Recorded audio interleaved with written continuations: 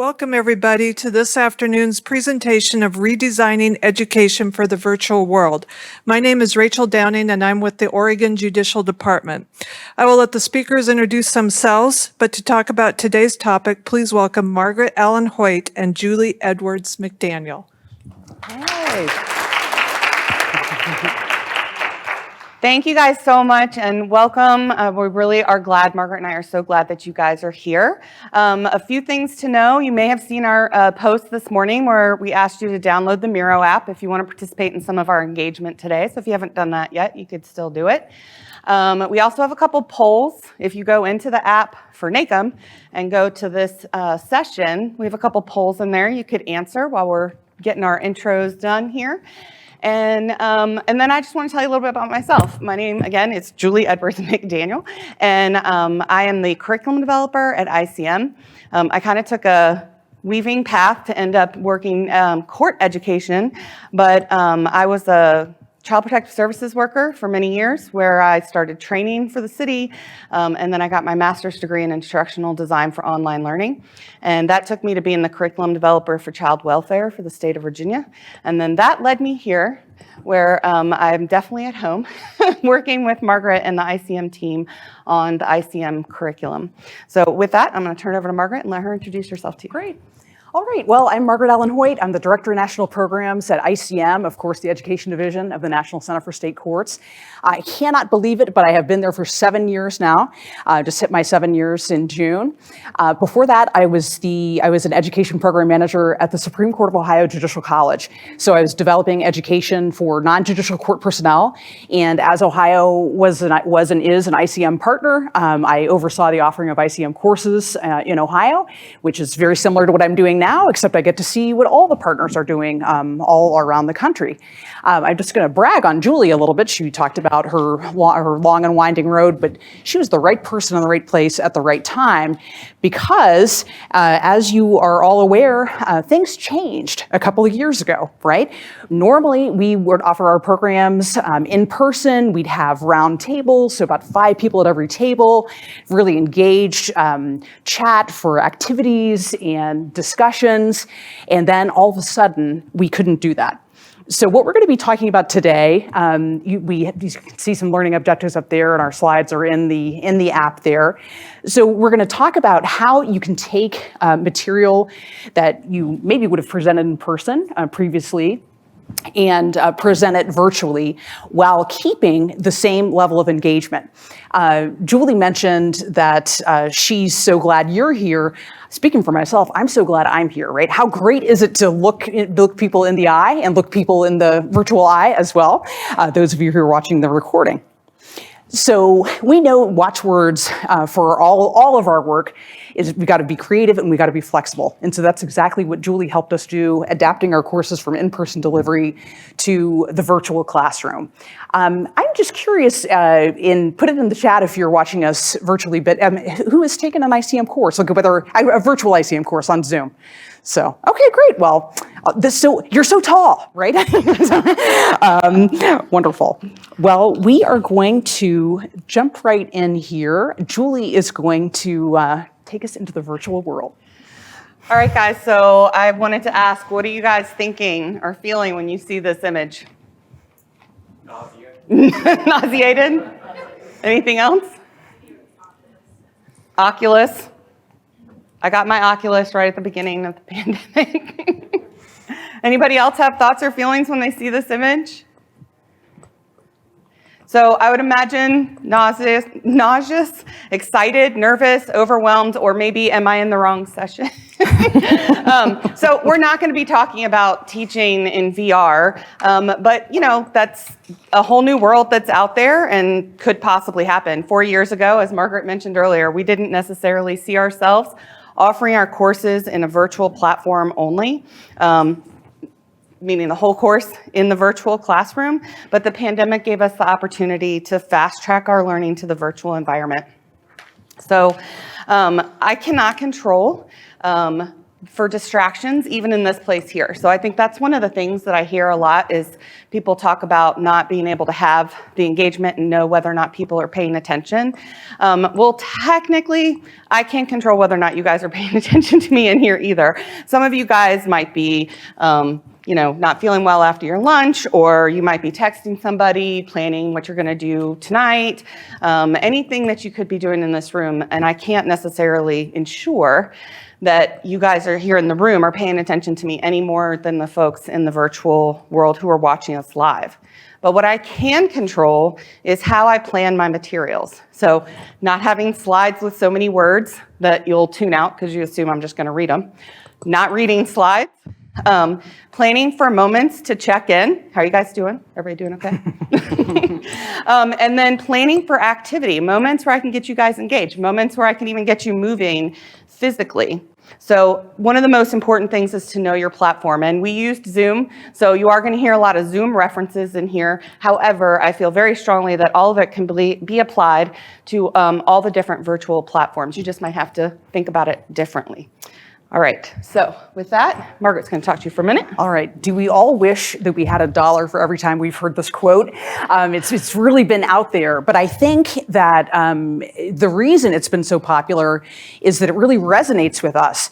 I've even, at this conference so far, I've heard people talk about, or actually at the opening plenary, we talked about if somebody asking to work remotely, and it's like, okay, well, let's have a meeting about it, then let's have a study for a year, and then let's, but it was like, it's game time, right? When the pandemic happened, the isolation and shutdown, we had to think fast and start adapting. And so I'm glad to share this quote again because I think it was the disruption we needed. ICM, we had online self-study courses, so things that, the classic things you can watch at 2 a.m. in your pajamas, but we had never offered a virtual course because, quite frankly, I thought, how can we have the ICM experience on Zoom, right? But I'm thrilled, and I'll shout out to Julie again for all she's done to make this happen. We're having that really strong engagement that we're all looking for both in person certainly and in the virtual classroom. All right, so this is where we want you to use Miro. And so for those of you guys who downloaded the app, in the NACM app, in the chat, you're gonna see a link here in a moment pop up. Brandon's gonna drop that in the chat for us. And if you downloaded Miro, raise your hand. All right. Good things come. All right. Keep those hands We have up. prizes if you downloaded the app. Guys, if you're in the virtual world, I hope you downloaded the app too. But I don't have any candy to send you through the camera. Yeah, that's milk chocolate. But you guys can participate Miro this way, app. which is one of the reasons we're using Anybody this else tool. download Miro? So if you open up the NACM app, go into the chat for this session, you can click on the link which Brandon just put in there, and that's going to take you to a Miro board. And we are going to all go look at that Miro board together.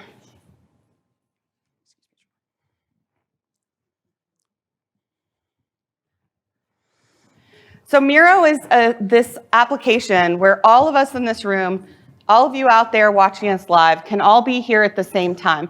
So the question here that I want you to answer is, thinking about taking courses to the virtual world, some of you guys have probably already done that, right? So maybe it's not, absolutely not, because you had to, but like, are you still in the I don't really think that this is the best way, or I don't think that I can engage people the way I could? Then you can click and drag a star, or you can write, if you know how to use Miro, you can use anything you want.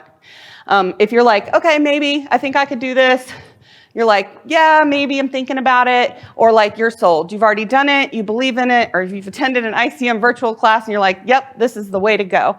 So I'd love to see your votes.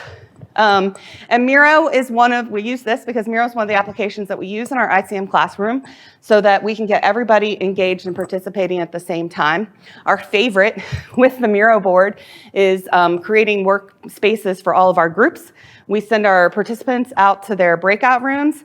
We send them the Miro board link, and while we're in the main room, they're all working, and we can see them all working, which is really a cool feature, and also made us think of a good wizarding movie. Anybody else got a Think of anything from a good wizarding movie when they look at all those names floating around?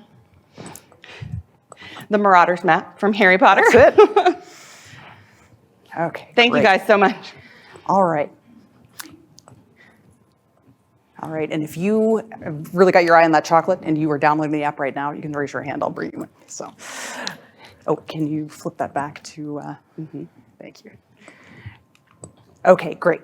So this is a NACM core session. So it's part of the core champion. If you're working toward that, the forms are in the back. So we're gonna spend just a little bit of time because this is an amazing resource for the core community. Just wanna make sure everyone is aware of it. Let's see here.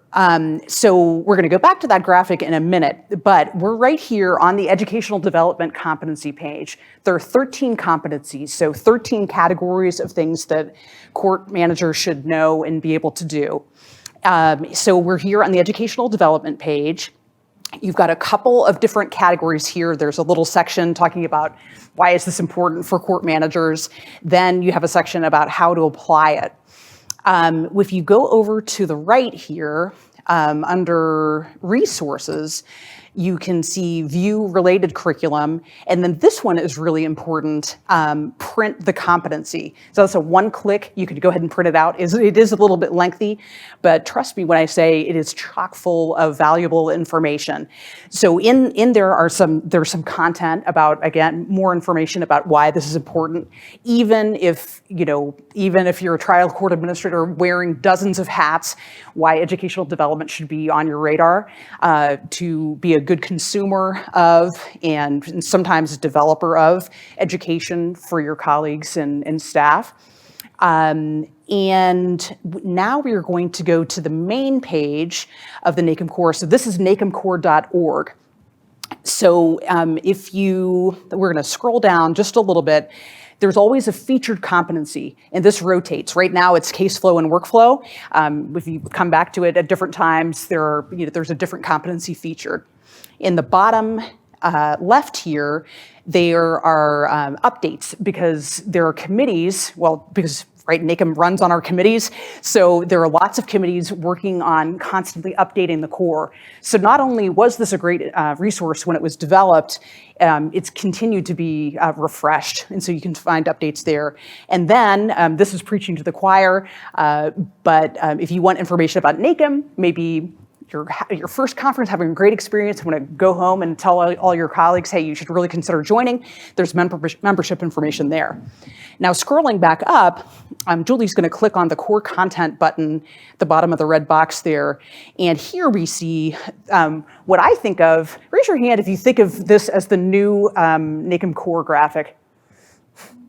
Okay. I think of it as the new NACM core graphic. It came out 7 years ago. Can you believe it? Time flies. So what you see in the graphic there, the dark square, a red square, and then orange square, those are the three modules: vision, principle, and practice.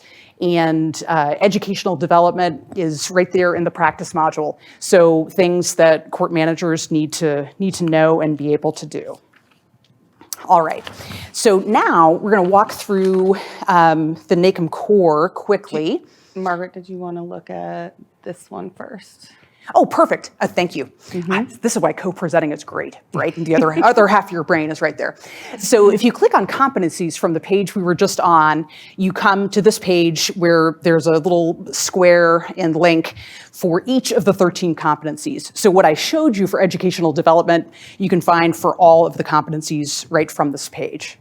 Thank you, Julie. That was perfect. Absolutely. Okay, yeah, so again, that brand new 7-year-old NACM graphic. Okay, so curriculum design and format. Here is what you're going to find in each of the curriculum designs. Again, we're talking about educational development right now, but there are 12 others in addition. And so you're going to see some background information, the learning objectives, how you might want to use the curriculum. Because one thing Julie and I know as judicial branch educators, and all of you know when you're trying to do education as something extra on top of all the other things you're doing, kind of who has time to develop something, right? It's time consuming. And so what they've done is created a curriculum so you can kind of pull out information that you think your colleagues would benefit from. And it's It's not quite just Add Water, but it's a really great resource to be able to develop sessions that you might offer in-house for your colleagues. All right, so it'll talk about who the target audience is, have that content that you would include in sessions you might develop, resources for faculty, because often we have volunteer faculty and someone might know a lot about their job, but maybe they haven't done a lot of teaching. And so there'll be resources for those who are going to be doing that teaching. Participant activities. I told you there was a ton of stuff in there. So that's not something you have to develop. They're available. Special notes in addition to the faculty resources, and then also a bibliography. These have been pretty extensively researched, and so if you want to find links and papers, books that might help you learn more about the topic, you'll find it in there. These two guides are available from the NACM core website. The first is the core in practice, and so it's a very expanded version of what I've been talking to you about for the last few moments. And really, it's a great overview. So if you're kind of newer to the core, I recommend finding that. And then for each curriculum, for each competency, there's, when I showed you the print competency link, that is available for each of the competencies as well.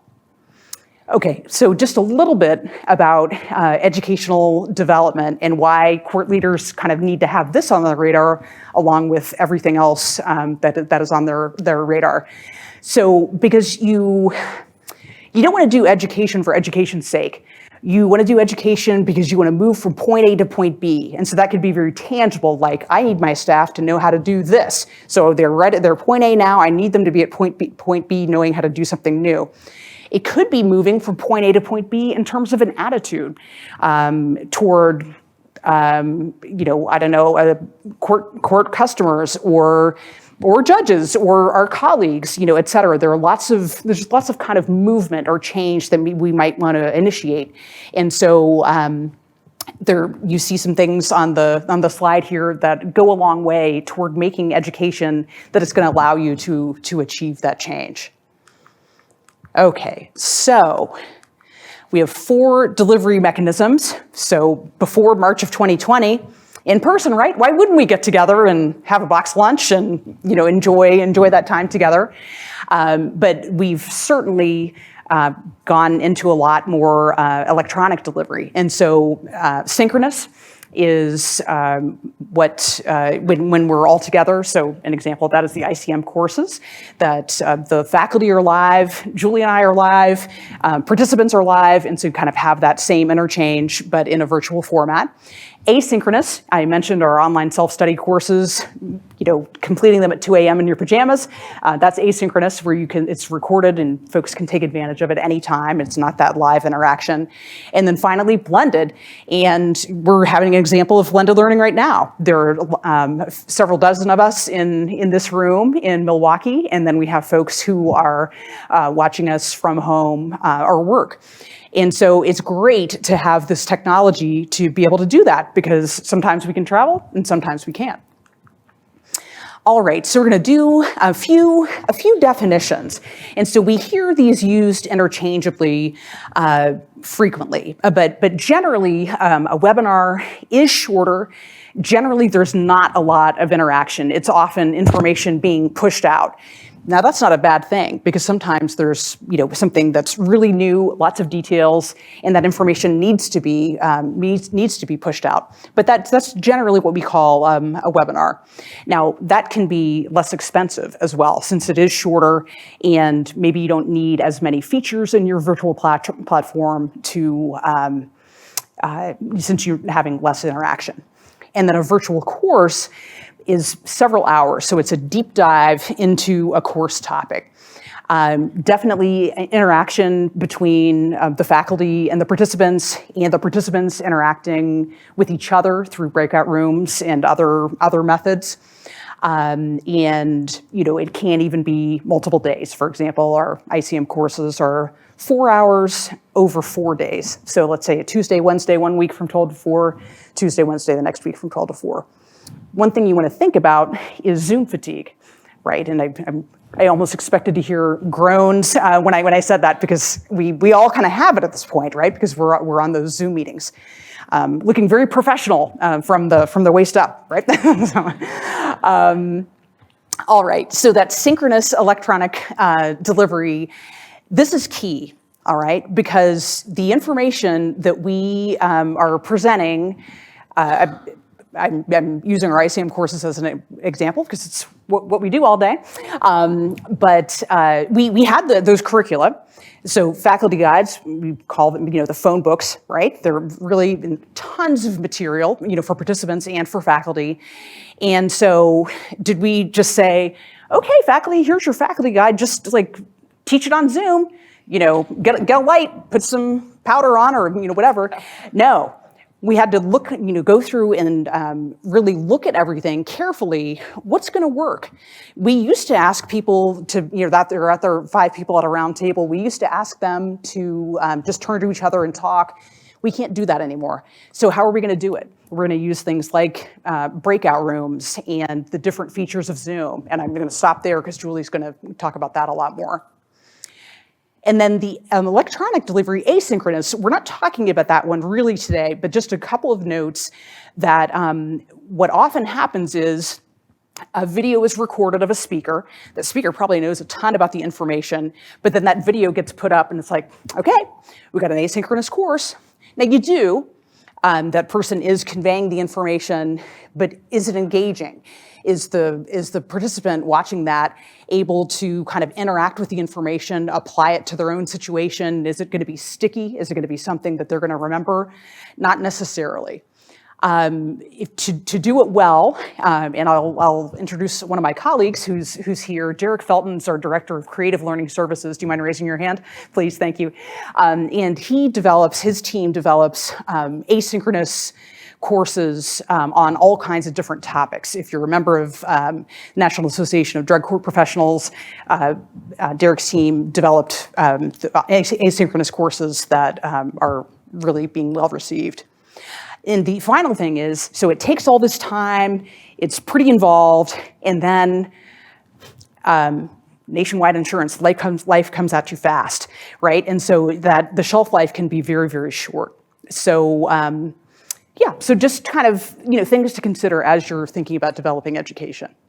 All right, adult learners. We're going to touch on this just a little bit because we're talking about, how to engage adult learners, but let's kind of think about who those adult learners are and, how we need to connect with them. So adult learners kind of sounds like one group, right? But it's much more segmented than that. Let's see, I'm really bad at estimating people, but do you think we have 50 people in here? 40, I don't know. We have dozens of people in here. So yes, you're all adult learners, but I'm teaching, Julie and I are teaching 50 classes in here right now because all of you are just a little bit different. You're learning preferences, you're learning styles, your interests, your position, there are lots of ways that make folks unique. So I love this graphic. This is one of my top 5 graphics, although I think I'm showing them all, right? So an iceberg. It's the perfect example of what I want you to think about when you're planning education for adult learners. There's what you can see, there's what you can see, and then there's so much you can't see. So I'd like you, in the room here, get ready to raise your hand. Folks at home, get ready to put something in the chat. So what are some things, what can I tell about you just by looking out at your smiling faces? This is real simple. Like what can, You can tell I'm a female, you can tell I'm African American. Right, so gender, race, ethnicity. So there's things my eyes are telling me just by observing. Anything else? Age, pretty much. That shall not be spoken of, but we can guess at age. Pardon? Engaged or Engaged or not? That's an interesting one because sometimes you can tell, but those introverts are sneaky, right? They're just sitting there, but there could be a lot going on underneath the hood. But yes, I agree with you. I agree with you. Okay, so the iceberg. Now, I'm going to show you my real favorite image here, which is we came across this for another presentation, this waterline of visibility. So this is going to be small for you to see right now. We didn't give it to you because we didn't want you to have the answer key to cheat just a moment ago. But you can see, so some things that they're suggesting here: skin color, age, race, physical ability, culture. Those are things that maybe you can see, or guess at. But then all of these things under here that we don't know about: value systems, life experiences, personality profile, learning style, work style, perspectives, family status. All of these things, it's kind of like, undiscovered gems. I could be speaking to folks who are experts in adult education right now, and they could kind of be filling in silently anything that I might not be saying. So I bring this up for two reasons. One, to have you think about all the different learning styles and preferences that folks are bringing into your sessions, but also just the rest of them. If you were in Joe Fazzari's session on storytelling, he talked about the importance of bringing your whole self. Well, actually, it's kind of the inevitability of bringing your whole self into work, because you're bringing your whole self into work anyway, but just kind of appropriately sharing that with folks. And so same thing, people bring their whole selves into your classroom as well. I'm going to very, very briefly contrast adult learners with younger learners. And so you see the kindergarten or first grade class there in the top right corner. And so kids, they don't have as much experience as us. They're just kind of just getting started in this life thing. So they're coming in, and the teacher's really directing a lot of what they do. Delayed application kind of makes me laugh and makes me groan. I have a 14-year-old daughter, and so I've definitely heard, like, when am I ever going to use this? Like, I know she's going to use it, but it's kind of frequently asked question. When am I going to be able to use this? For kids, education is fairly standardized. We essentially want kids to know about these things, and then kind of organized by subject. But adult learners, it's kind of a whole different ballgame. We're going to talk just very briefly about each of these different areas. So I've mentioned this a lot already. Prior life experience. You've all brought your life experience in with you today. So your work experience, your education, family life, learning preferences, all of those things. You're kind of fully formed people coming in here, and so it's really exciting to be able to have that interchange and interaction. So that it leads me to interactivity. Since you are bringing in so much, you want to have some interactivity to be able to share that. And isn't that the gift of these conferences, whether we're in person or watching virtually, is getting to hear folks' comments, share their experience, learn something about how somebody else does something in their court. Let's see, connected to that is shared roles. And so, newsflash, it is great teaching adult learners because you do not have to know everything, right? Because, if you get a question, you don't know the answer, there's a little anxiety there, but, you're with all these other adults who have lots of experiences and may be able to weigh in to kind of find that answer together. Okay, the learning environment. This is not only are the chairs comfy and is there hot and cold caffeine available, but it's also the kind of the atmosphere, the feeling in the classroom. Is it comfortable to be able to ask questions, or is it kind of like, ooh, I'm too afraid, my question might be dumb, and then I'll be kind of too afraid to ask it. I'm seeing a couple nods. I definitely have that anxiety myself as a learner. And then the subject matter and application go hand in hand. We as adult learners are lucky because generally, there sometimes can be some voluntelling going on, but generally we get to choose the education that we go to. So whether it's formal, like a university program, or informal, like a conference session. And so we can kind of gravitate toward the subjects that we're interested in, that are going to help us move forward in our professional role, or whatever the setting is.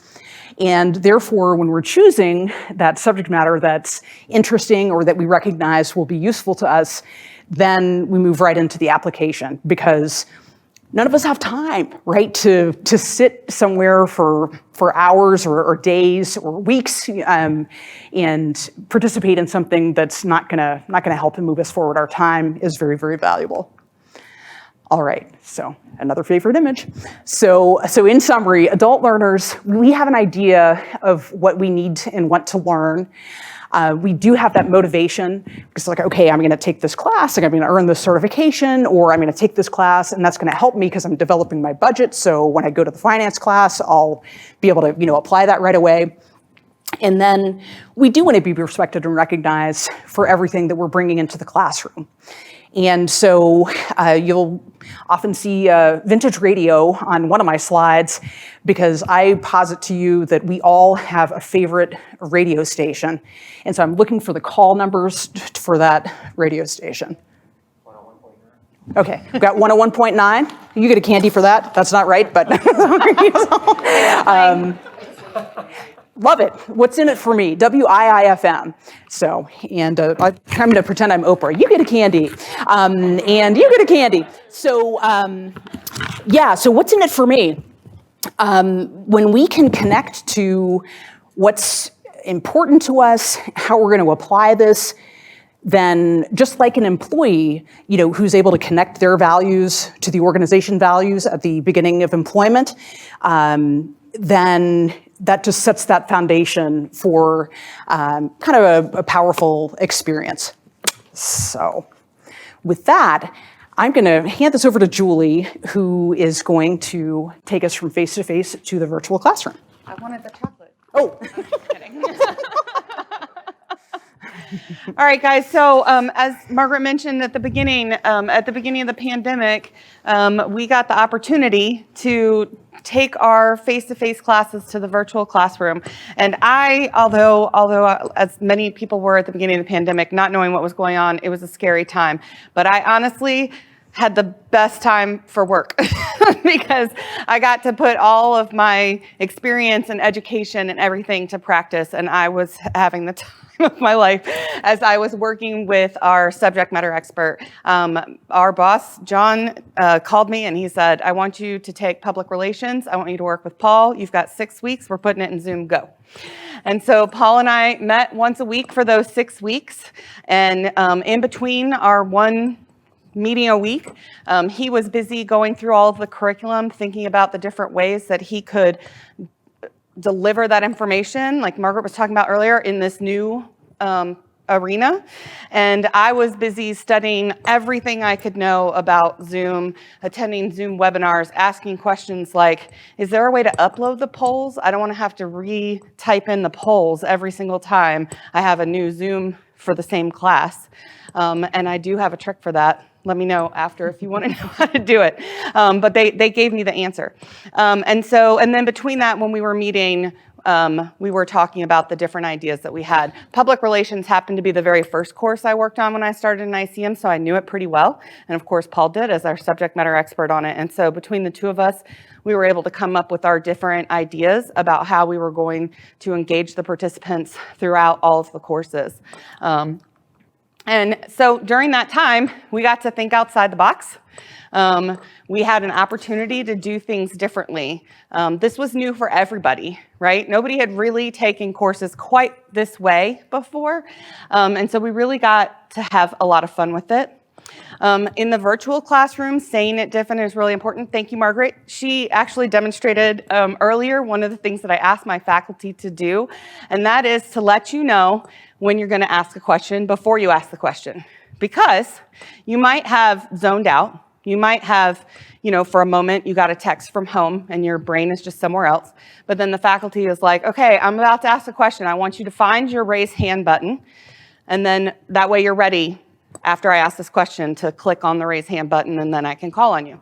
And so then you go over the slide content, then you ask the question. Hopefully you have a couple good, extroverts in the room who are already ready and click on that raise hand. You might have a little bit of silence still, but it can minimize the amount of silence that you have in the room. Of course, you can always just call on people anyways.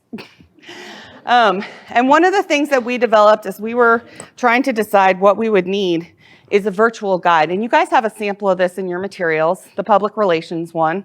It's not the original one, it's the most up-to-date one. But that is the virtual guide that we use when we're offering the public relations course in Zoom.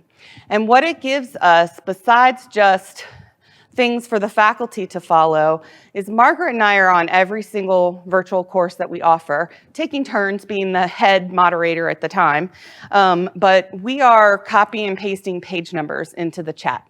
We are copying and pasting links into the chat. We are responding in the chat to questions that participants might have, problems that participants might have. We always have one of our CLS teams on for the first hour as well, just for those initial technology issues. And then we have backup as well with the ICM help desk, which is our CLS team, and they can be emailed at any time. So you really need to have that backup, that support, so that if anybody's having issues that they can get some assistance. But the virtual guide really is for the moderator mostly, but it also helps the faculty as well. Now, I have a couple faculty who want to take it a step further, and we don't develop this, but our faculty some of my faculty have developed an Excel spreadsheet for the courses, and it goes slide by slide. Which faculty is teaching it, how long they're going to stay on that slide, what is the engagement what are the notes they want to cover on that slide. Very, very, very detailed. And so we keep it on a little bit more of just what are the specific things that are different for the virtual environment, and some of my faculty have taken it a step further. All right, so this is going to be just a preview. I want you guys to start thinking now, if you haven't already, if you didn't already come thinking of it, about one of your own projects or your own courses, because we're going to do an activity towards the end of the session. And I'm going to ask you to think about an engagement tool that you might use in your course or your project that maybe you're not using, something that you learn in this session today that you think you want to apply. You may already be teaching the course virtually, but maybe, hopefully, you'll come up with something that you want to do a little bit differently. So just keep it in the back of your mind as we go through these. All right, so virtual education really gives us an opportunity to do things differently, as I mentioned before. And so presenting to larger groups and to more people. Now, we keep our classes around 50 is our max, and so it really kind of depends on the topic and what you're doing. I know some of our partners who keep their numbers even smaller, so it really depends on what you want. But it does allow you to have more people if you want to. You can increase the frequency of how often you are offering your sessions. And you don't have to have instructors in person, obviously. They can be on the Zoom and be there virtually. And then you have the ability to go back and look at the recordings.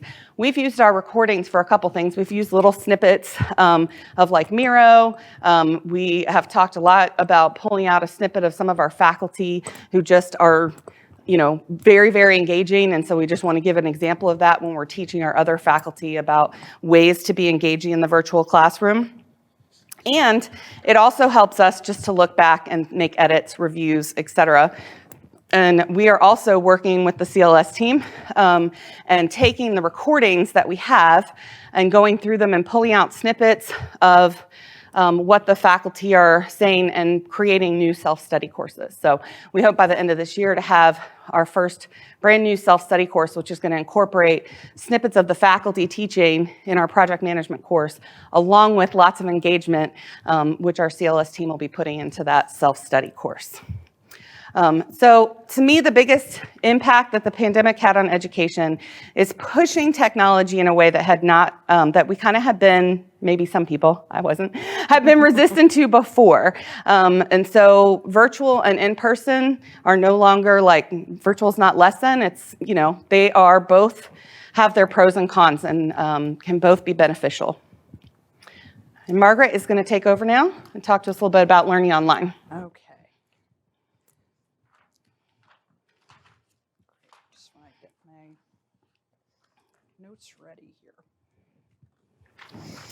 So it seems important to share some cognitive science as we move into this topic. And so what I'm going to be talking about, could apply to an in-person session too, but let's frame it in how we learn online. So there are three main things that we're going to be talking about. We're going to be talking about how we take in information. That's the dual channels. You'll learn what those are in just a second. You're going to learn about our limited capacity. And then finally, we'll talk about active processing. So you see here the Meyer cognitive theory of multimedia learning. Again, the slides are in the app there. And so we're going to start at the beginning and go through to the end here. So you're in a presentation. Well, actually, I don't need to have you imagine being in a presentation. You are in one right now. So so whether that's in person here, you're taking a Zoom course, you're watching us on the video, and so you're taking in information. So you're seeing and hearing information that the faculty are sharing, or video is playing, et cetera. And so those are the dual channels, our eyes and ears that we're taking in from the multimedia presentation. So that's all well and good. But wait a minute, we have limited capacity. So what does that mean? There was a study from the 50s that then was kind of updated in the 90s, but there was kind of an equation that they came up with for how many pieces of information someone could hold on to at one time. Anybody have a guess of what? No, or have a guess? You know what? You are right somewhere. She said 3, because I'm sure that has been somebody's finding. That wasn't the one I was looking for, but it's okay. So it's a number plus or minus another number. Okay, it's 5 plus or minus 2. Was kind of so actually, yeah, she is indignant, and correctly so, because 2 candies coming up. So sorry about that. So so 5 plus or minus 2. So so you'll probably put together 5 plus 2 is 7. What's 7 digits? Our phone numbers, right? Without area code. So that's the limited number that we're talking about. We have a question coming in from one of our virtual participants. Margaret, just for the record, we had a person in the chat that got 7 as well. So that all right. Chatters are engaged. I can't send you a candy, but I would if I could. So okay. So that's that limited capacity. So I mentioned the study in the 90s that kind of updated it. The updated research said it's 4. But the point is, it's a limited number, and we really need to be cognizant of that when we're presenting information. Not overload folks. I remember from the opening plenary, Julie and I were saying, "Ooh, his slides are really good," right? Because he had very simple slides, a smiley face, just kind of one image. And so we're listening to him. He's saying a lot more than that, but we didn't have to focus on a lot on the slide because he had those simple, direct slides. So it's really important to be able to kind of chunk information. So you can think of us chunking the phone number, like you have the 3 digits, then you have the 4 digits. So you're kind of looking for ways to put information together that are going to help people take in the new information, comprehend it, and also be able to start tying it into their long-term memory, the information they already know. Okay, so the class is going on. We're taking in information through our dual channels. It's going into our working memory. Can't overload the learners. And then there's something called active processing. And so that's very, very simply put, that's the process of taking the new information and interweaving it, marrying it with the information we already have. And if we do some things like have some repetition, have some practice, then that can actually go right into our long-term memory. So we have 3 kinds of processing, and I'm just going to have this handy here. So we have extraneous processing. It's kind of handy. The word extra is right in there. So you've got too much to really be able to focus on. So going back to our opening plenary speaker, he wanted us to be focusing on one thing. He had that very simple slide, and we weren't distracted by a ton of other things going on. And so that's important for us when we're planning our slides, when we're planning our materials. It's not a one page or single spaced pages of information. You've got to employ some design principles, have some white space, and just to allow folks to be able to take in the information, because remember, limited capacity. So essential processing. And so that's about processing the core material, the things that are most important for folks to take away from the presentation. And so what helps or hinders this essential processing is the inherent complexity of the material. So one pitfall we have, I'll stick with pitfall. We have faculty who know a lot about a topic, right? And so they want to tell people every single thing they know about the topic, and like all the details, and like all 5 studies from the 50s about how much we can retain, and just all this. So we don't want to do that, because again, you might have experts in the classroom, or there might be folks who are new to your material. And so kind of keep it simple. And it's not dumbing it down, but just kind of keeping it at the level. So whether you're experienced or informed or less informed, the topic's new, folks can take it in. And then finally, the generative processing is about creating that deeper understanding, kind of really getting it and being able to apply it in your setting. Now, there can be overload with each of these kinds of processing, and to avoid that, we have some different ways. I've alluded to these already, keeping it simple in terms of text, graphics, your PowerPoint, your written materials, et cetera. Segmenting or chunking, if you can kind of make a little group of information that kind of matches together, do that. That'll make it stickier and kind of allow people to chunk it, and it'll integrate more easily. Practice. We're going to give you a chance to practice at the end of the session, in mere moments actually, and you're going to kind of get to apply some of this. Pre-training. This is something we had hardly ever used for our in-person courses, but now we frequently have a pre-course assignment. And so it could be something to read, it could be a video to watch. It's not super long, but it's something that'll help our participants start thinking about the topic, and so they can kind of dive right in when we go ahead and start class. And then finally, visuals. Like the simple PowerPoint I've referenced a couple times, just really making your visuals make the information very, very accessible. So once again, we've taken the information through dual channels. We have that limited capacity, so as instructors and course planners, we've got to really think about how we're introducing the material, and then we're doing that active processing, hopefully to get that information into long-term memory. All right, so Julie is going to take the floor again. Thanks, Margaret. All right, so we're going to be going over a few elements of engagement, and we've got a few things we want you to keep in mind. It's important to vary the different delivery methods. One of the things I tell all of my faculty when we're prepping for the next virtual course, when they're looking at that virtual guide, that guide should be a living document. And so while one faculty might want to do an activity with breakout rooms, another faculty might have an idea about how they want to do that as a poll or as a large group discussion. And so it's okay for that to be flexible. As long as we're delivering the same content, if they want to deliver it in a different way and we plan for it, then that's okay. Sometimes we also have to think on the fly when timing gets short, but mostly I like to plan ahead. Preparation, getting to know the platform, and practice, practice, practice. One of the other things our plenary talked about the other day was practice helps to what? To build those neurons, right? And so the more often you practice this, the more neurons you're building, the better that you're going to be able to get at developing the material or delivering the material, depending on what your role is. Also your energy. And so this was something that kind of came to me one of the times we were watching one of our courses.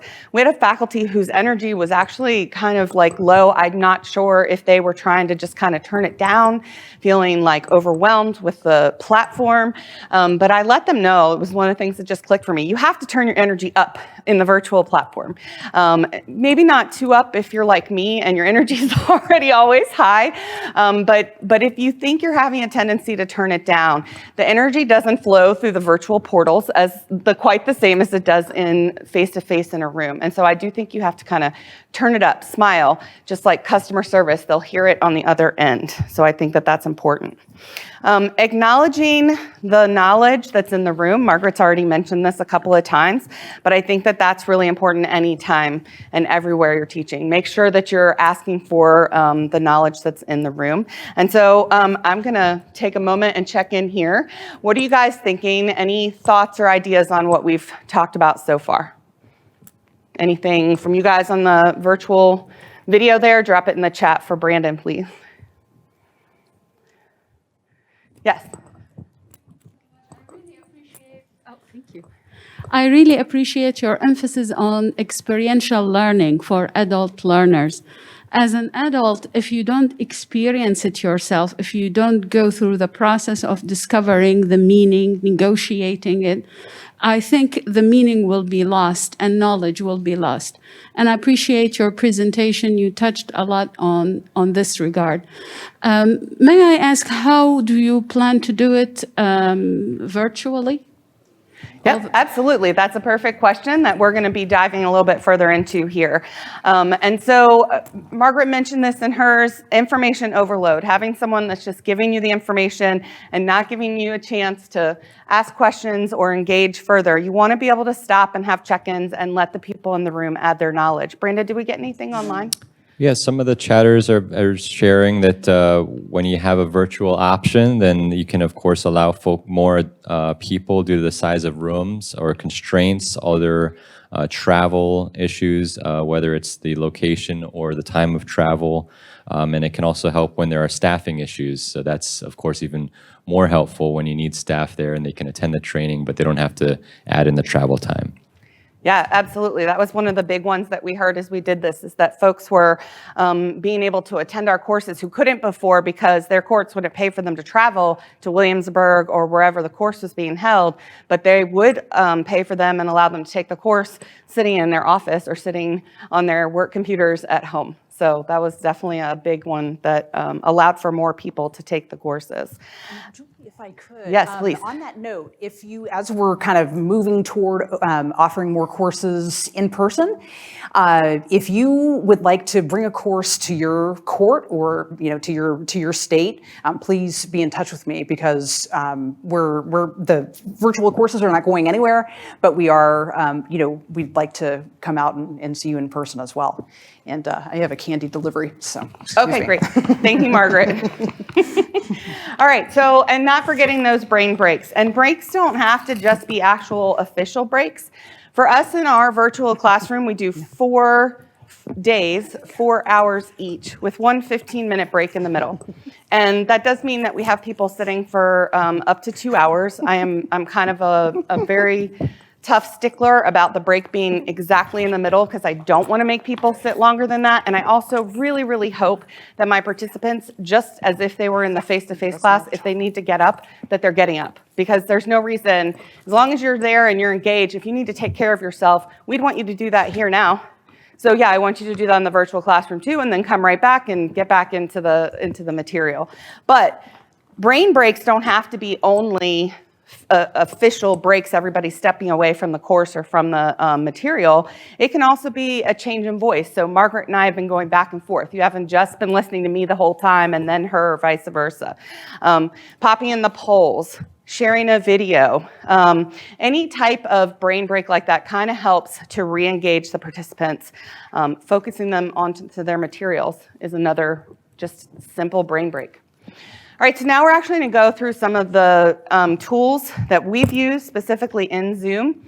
The breakout room has been one of our best tools that we've used that has really allowed our participants to come together, to network, to create documents that then they come back into the main room and they share their screen and they're sharing the work that they've done with us. When we do the Miro boards, I mentioned that earlier, we would share the board, but we would zoom in on their section of their work so that everybody can see their work while they're talking about it.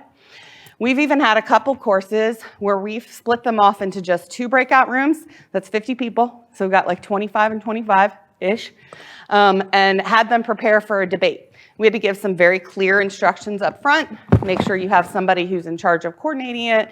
Make sure you pick somebody who's going to be your presenter when you come back, and just give some clear instructions about what they're debating on. Send them off to the breakout rooms. We had them in breakout rooms for like 20 minutes. They prepared their debate for their argument, and they came back. We gave each main speaker 3 minutes to present their debate, and then they each got a minute to like counter the other person's debate that they offered, and then we did a poll for them to vote on who won the debate. So we could even do a debate in the virtual classroom. And then, of course, discussing scenarios, sharing a video, and then having them go to the breakout room to discuss that video. In the public relations course, one of the activities that we did, and I have lots of activities like this, I just tried to pull out some specifics from PR since I shared that with you guys, but the low-tech, high-tech solutions about communicating with the public. And so we divided the groups up. They had 8 groups at that time. 4 of the groups did low-tech solutions, and 4 of the groups did high-tech solutions. And then when we brought them back, we had one low-tech group report out, ask the other low-tech groups, do you have anything to add that's new or different? And then we did the same thing with the high-tech. And that was something, because we were a little later in the course, allowed us to make up a little bit of time, because the beginning of the class, we have every single group report out in order to make sure that we're really getting that engagement kicked off from the very beginning. All right, polls. Polls are one of my favorite ways to add engagement when you do it purposefully. So I think it's really important that when you're deciding what engagement tool, you're trying to match the engagement with the learning. Now, multiple engagement tools, as I mentioned earlier, can work for different things. I'm not saying there's only one, but what I don't want to see is people putting in polls just for the sake of putting in polls. I'm just going to put in polls so that I can pull the report later and see if people were paying attention to me. I'm just going to put in polls just for no reason. But the polls, when they can add to the learning because they answer the questions, and then like in Zoom, you get statistics about how those were answered, and you can share those with everyone so everyone can see how the poll was answered, and then you can discuss what does that mean? How does that feed and relate to the learning? You can also do pre and post check for knowledge if you wanted to with the polls. And there are, again, this is a Zoom thing, other formats may or may not have it, but you can pull reports. Actually, I know you can as well in Poll Everywhere. So you can pull reports and know who did and didn't participate in the answer. It's anonymous on the class, nobody in the class knows, but I can know that they did or didn't participate in the poll.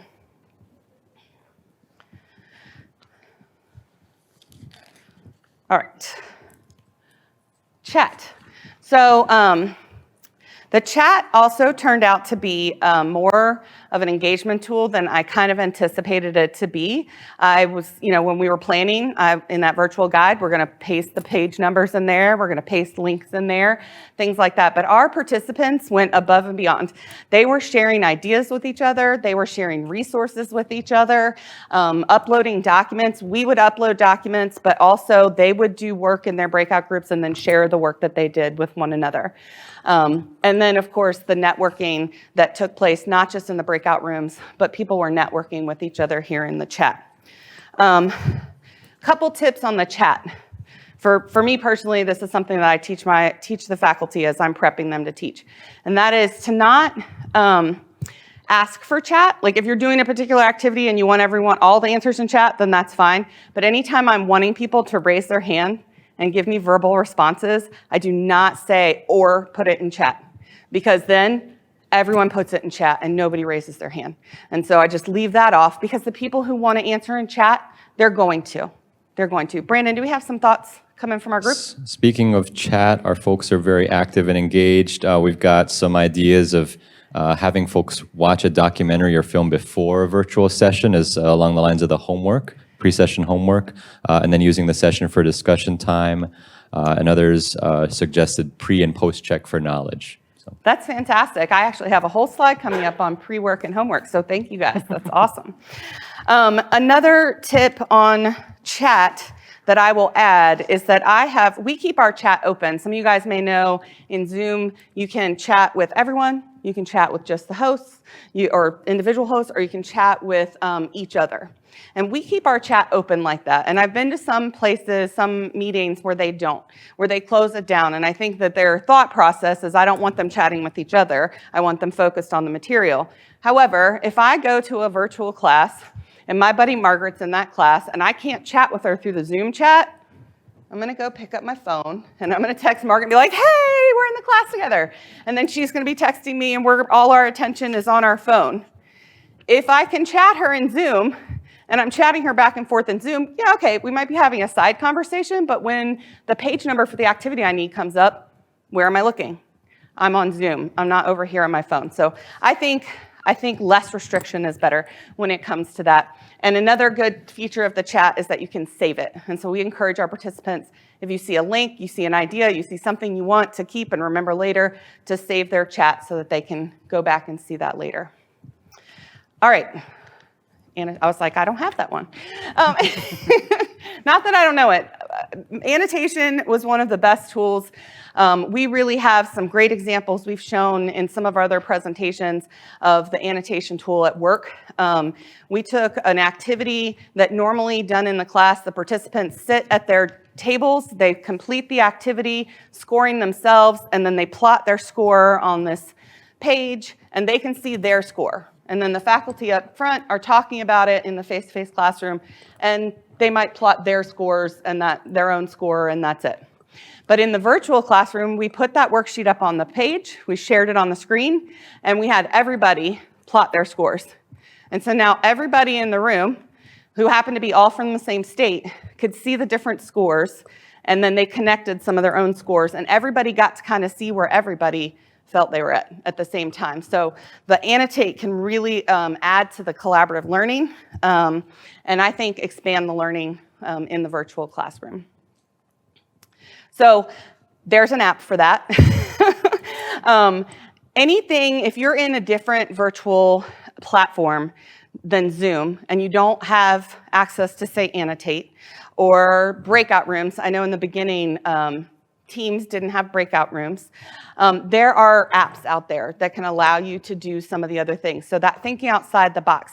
If you don't have the feature that you want in the program that you're using, go find it, and then you can probably use it and add it to the program that you have. So Miro is one that we use that you see up there. Kahoot, I know some of the other facilitators this week have used it. There's Slack.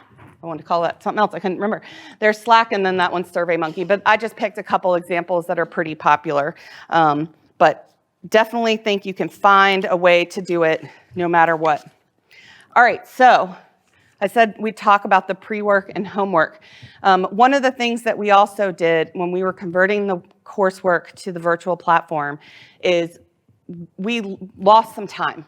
So what we do in a face-to-face class, I'm going to shoot out hours here, Margaret, you can correct me if I'm wrong, it's like 16 and a half hours. And then in the virtual classroom, we went down to 15. So we lost some time, and we're trying to still deliver all the same information. Well, one of the ways that we did that was by assigning pre-work and homework. So anything that is individual work, they would do beforehand if it needed to be done for day one or as homework on subsequent days. Reviewing scenarios. So instead of taking the time in a breakout room to get familiar with the scenario, we'd ask them to get familiar with that scenario ahead of time. So then when we send them to the breakout group, they're going right into discussion because they've already reviewed that. And then completing any kind of self-assessments, we'd have them do that again ahead of the day that we're going to cover that material. Videos, I have a rule of thumb for videos. I don't like to show videos that are longer than 5 minutes, and they need to be engaging. If you're breaking up lecture with a video of lecture, you're not really breaking up the lecture, right? So it should be an engaging video. Most of our videos in all of our courses are less than 5 minutes, but we have some that are longer, one that is like 18 minutes long. The 18-minute video is a pre-work assignment.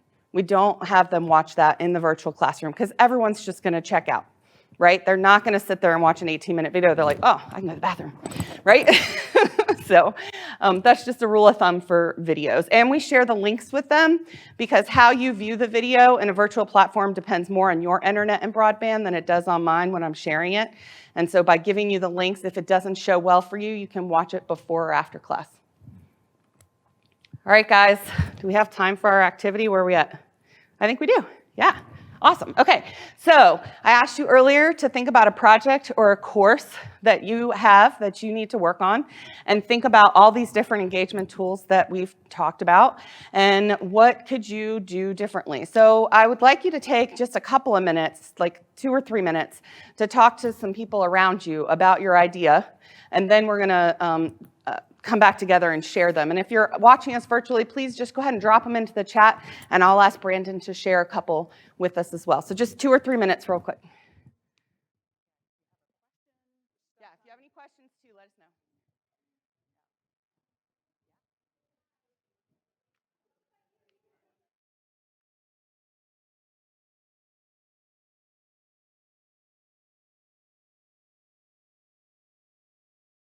So I'm going to ask you guys, anybody who's willing to raise your hand. My host and Brandon with the mics are going to run mics to you if you'll wait till you have a mic so the folks watching us live can hear you as well. But I'd love to hear any ideas you have about maybe something you think you're going to do different after hearing this information today. Yeah, so I guess we want to know what the session is, what's your topic, and then how you might try something new virtually. And I'll just walk with you. Hi, I'm from New Jersey, and I actually am one of our, we teach the internal ICM classes. Yeah. I'm one of the instructors for the ICM class on workforce management. And we are preparing actually to teach it in September. And we have it currently set for an in-person, but we're prepared to kind of pivot to an online depending on what is happening. The Miro, I think, is probably the thing that I like the most for those activities that in the past would have been on an easel with, giant sticky that you put up around the room. And I think that it's a nice way to mirror that. That's the name. Yeah. But I really like that. And I know I'd seen you guys present it in one of the ones I'd taken and it just didn't click. And then kind of seeing it here, I think it will be a very effective tool for the online presentation. That's great. And not to go into commercial mode, but there is a free version of Miro, and then there are also paid licenses. So great. Awesome. And I saw we got another person back here. Well, so I have my partner help me out here. I'm needing to train bailiffs because we've had so much turnover. They always train each other. But now we've got this kind of dearth of knowledge, and I'm not sure they've all been trained correctly. So I was trying to think of but they're busy. And so online works even though they're there. So I was going to put together a video, and rather than lecturing and kind of going, do this, don't do this, one of our IT guys, who's like 22 and loves acting, offered to do some acting for me. So I'm gonna film him, and then rather than lecture, don't do this, have him do all the wrong things, and then kind of stop and go back to the group and say, kind of identify, what do you do wrong? What do you think? And how would you do it better, or what would you do to fix that? Love it. Video scenarios. Yeah, that's perfect. That's perfect. We do have a couple of court security officer free sessions on our website as well. So yeah. And I'm gonna steal those. Yeah, good. Good. Anybody else in the room want to share their idea, or even if you have a question, maybe you didn't come up with an idea, but you're still stuck. You have something and you just are not sure. Awesome. Shall I just project? Nope, we have people in the audience at home. So That won't be a problem. So we have a couple court mentorship programs that are floating around the Oregon Judicial Department. And for mentorship, it's all about connection. And if we're trying to make a connection with someone, a brand new court employee who works in a smaller county outside of Portland where we work, we have to have those connection tools. The chat, the polling, the video conference is critical to try to make that really personal connection with somebody who's brand new, to teach them about things like how do you address a judge? If we're not teaching that, if we're not modeling that behavior, the judicial decorum, how are they going to learn it? How are they going to pick it up? So these tools are so critical for us. Thank you. And you just reminded me of something else that we didn't talk about, but we stopped just short of requiring videos to be on in our classroom. There's lots of reasons why someone might need their video off, and that's why we stopped short of making it mandatory. But that face-to-face experience is increased in the virtual classroom if you have your camera on. And so we highly encourage it, and we've had a lot of success at getting folks to keep those videos on, so that's been great. Brandon, what do we have coming in from the chat? Ideas there? Or? The virtual attendees are really big fans of polling to keep people engaged without the anxiety associated with quizzing or other knowledge checks. Semi-anonymous, making it safer, and they're big fans of it really in most types of content. Also, big fans of Miro as well. So. Awesome, awesome. Well, thank you guys so much. I do have another poll for you. You're going to go back to Miro. Brandon is going to drop a new link. You're not going to the same one because it's the same question though. And I just want to get an idea. You gave us where you were at the beginning, and now I want to know, now that we're here, you guys have heard everything that we had to share. Not that we don't have more, but did we talk you out of it, or did we talk you into it? Are you feeling more confident? I know the question and the words on there are a little bit different than what I'm saying, but you kind of get the gist. Over here, not virtual classroom. Over there, we love the virtual classroom. And as you're clicking and dragging or watching others do that, thank you for participating in the poll that we put in this session. 2/3 of you have already taught in the virtual classroom. 2/3 of you have already converted course materials used in face-to-face classroom into virtual. And so we have an opportunity here. So most of you haven't used the NACM core to develop an education session for your court. I'd kind of encourage you to do that. At least go on and see what's there, because maybe it's for a new employee or a mentorship program. Maybe it's just for a skill you're realizing that your folks need to kind of grow that muscle. There's a lot there on the NACM core. All right, guys, somebody got a hold of my thing and started moving it around. I think it's pretty much back to where it was, but no worries. There is a way to lock, just so you know, for those of y'all excited about using Miro, don't let that discourage you. I just forgot to lock it. I could have locked that in place so nobody could have moved it, but I forgot. Awesome. Well, thank you guys for doing that. I love seeing those numbers all over on the right-hand side there. Really appreciate that. Really appreciate you guys being here today and all of your time. Margaret and I will be here. If you have other questions, ideas, you can come up here and talk to us now. You could email us. We would be happy to help you come up with ways to make your curriculum more engaging, or other ideas that you have about teaching virtually. Margaret? Yeah, thank you so much. It's been such a pleasure, and I'll see you at the back door with the rest of my candy. So. Thank you. Thank you.